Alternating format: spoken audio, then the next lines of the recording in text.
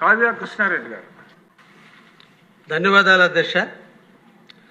Logistics, employment, industries మీద మాట్లాడే అవకాశాన్ని కల్పించినందుకు మీకు ప్రత్యేకంగా ధన్యవాదాలు తెలియజేస్తూ, ప్రపంచం అంతా కూడా ఈ రోజున లాజిస్టిక్ హబ్బుల్ని ఎక్కువగా ఏర్పాటు చేసుకుంటూ రోడ్డు మార్గాన్ని, రైలు మార్గాన్ని, ఎయిర్ మార్గాన్ని, సముద్ర మార్గాన్ని నాలుగుటిని అనుసంధానం చేసుకుంటూ ఈరోజు ప్రపంచం అంతా కూడా లాజిస్టిక్ హబ్బులకి ప్రాధాన్యమిస్తున్నటువంటి తరుణంలో ఆంధ్రప్రదేశ్కి వనరులకి కొరవలేని ఆంధ్రప్రదేశ్లో మనం అందరం ఉన్నందుకు అదృష్టంగా భావిస్తూ, ఒక విజనరీ లీడర్ ఆధ్వర్యంలో ఈ రాష్ట్రం నడుస్తున్నందుకు, ఒక ప్రోగ్రెసివ్ లీడర్ నాయకత్వంలో భవిష్యత్తు ముందుకు పోతున్నటువంటి ఈ తరుణంలో ఈ రోజున మా కావలి నియోజకవర్గానికి సంబంధించినటువంటి మల్టీ మోడల్ లాజిస్టిక్ పార్క్ని మా ప్రాంతంలో ఏర్పాటు చేసే దిశగా అడుగులు వేయాల్సిందిగా ప్రభుత్వాన్ని కోరుకుంటూ, ముఖ్యంగా మా నెల్లూరు జిల్లాలో కృష్ణపట్నం పోర్టు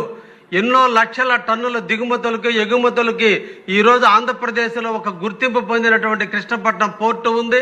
అదేవిధంగా అతి తొందరలో అభివృద్ధి ప్రదాత అయినటువంటి శ్రీ నారా చంద్రబాబు గారి నాయకత్వంలో ఆయన చేతుల మీదుగా అతి తొందరలోనే రామాయపట్నం పోర్టును కూడా ప్రారంభించుకుంటున్నటువంటి తరుణంలో నేషనల్ హైవేకి కొదవ లేకుండా, నేషనల్ రైల్వేకి కొదవ లేకుండా, ఫిషింగ్ హార్బర్కి కొదవ లేకుండా దామారం దగ్గర ఎయిర్పోర్ట్ వస్తున్నటువంటి తరుణంలో ఈరోజు రైల్వేకి సంబంధించినటువంటి 925 ఎకరాల రైల్వే ల్యాండ్ ఈరోజు నిరుపయోగంగా ఉంది అధ్యక్ష.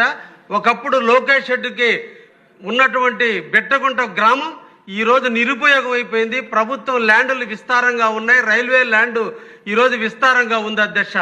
అక్కడ ఒక మల్టీ మోడల్ లాజిస్టిక్ పార్క్ని ఏర్పాటు చేయగలిగితే ఈరోజు కంటైనర్ పోర్టుల్లో బ్రేకింగ్ కానీ, లేదా ప్యాకింగ్ కానీ, గోడౌన్స్ కానీ వీటన్నిటిని కూడా ఏర్పాటు చేయగలిగితే ఈరోజు బిట్టగుంట గ్రామం నుంచి రామాయపట్నం ఓన్లీ 28 కిలోమీటర్ల దూరంలో ఉంటుంది.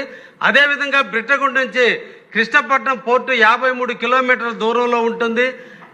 ఆ బిట్టగుంట ఉన్నటువంటి రైల్వే స్టేషన్కి 1/2 కిలోమీటర్ దూరంలో నేషనల్ హైవే వెళ్తుంది. ఈ విధమైనటువంటి పరిస్థితుల్లో ఈ రోజున అక్కడ కానీ మల్టీ మోడల్ లాజిస్టిక్ పార్క్ని ఏర్పాటు చేయగలిగితే ట్రాన్స్పోర్ట్ సౌకర్యాలు మెరుగవుతాయి, ఎక్స్పెండిచర్ ఖర్చు తగ్గుతుంది. ఈరోజు జీడిపిలో మనం ఎక్స్పెండిచర్ ఎక్కువగా ఉన్నటువంటి తరుణంలో ఈరోజు జీడిపిని తగ్గించుకోవడానికి ఒక అవకాశంగా ఉంటుంది. సరుకుల్ని విపరీతంగా త్వరగానే ఒకవైపున మెడ్రాసు, ఒకవైపు బెంగళూరు, ఒకవైపు హైదరాబాదు, అదేవిధంగా ఈరోజు వివిధ ప్రాంతాలకి రైలు మార్గం, నేషనల్ హైవే మార్గం ఉన్నందువల్ల సరుకుల్ని స్పీడ్గా కూడా డెలివరీ చేయడానికి అవకాశం ఉన్నటువంటి ప్రాంతంగా ఈరోజు మాకు కావలి నియోజకవర్గంలో ఉన్నటువంటి బిట్టగుంట ప్రాంతం ఉంది. కాబట్టి తప్పకుండా ప్రభుత్వం, ఎందుకంటే నేషనల్ ప్రభుత్వం ఈ రోజున 35 MMLP ప్రాంతాలను గుర్తించడం జరిగింది. ముఖ్యంగా ఆంధ్రప్రదేశ్లో విశాఖపట్నం, విజయవాడలో మల్టీ మోడల్ లాజిస్టిక్ పార్కులు పెట్టాలని ఆల్రెడీ కేంద్ర ప్రభుత్వం ఈ రోజున ముందు అడుగులు వేస్తున్నటువంటి తరుణంలో ఈరోజు భారతదేశంలో చెన్నైలో కానీ, బెంగళూరులో కానీ, గౌహతిలో కానీ, సింగపూర్లో పెడితే ఈరోజు విపరీతమైనటువంటి ఉద్యోగ రూపకల్పన జరిగింది. ఎందుకంటే గోడౌన్స్ ఏర్పాటు చేయటం, ట్రాన్స్పోర్ట్లు పెంచడం, ప్యాకింగ్లు ఏర్పాటు చేయటం, అన్ని కంటైనర్లు కూడా అక్కడ ప్యాక్ చేయడం జరుగుతున్నందువల్ల ఎక్కువ మందికి ఎంప్లాయ్మెంట్ జనరేట్ చేసేదానికి అవకాశాలు ఉంది. కాబట్టి అటువంటి అనువైన ప్రదేశంగా మా కావలి నియోజకవర్గం ఉంది.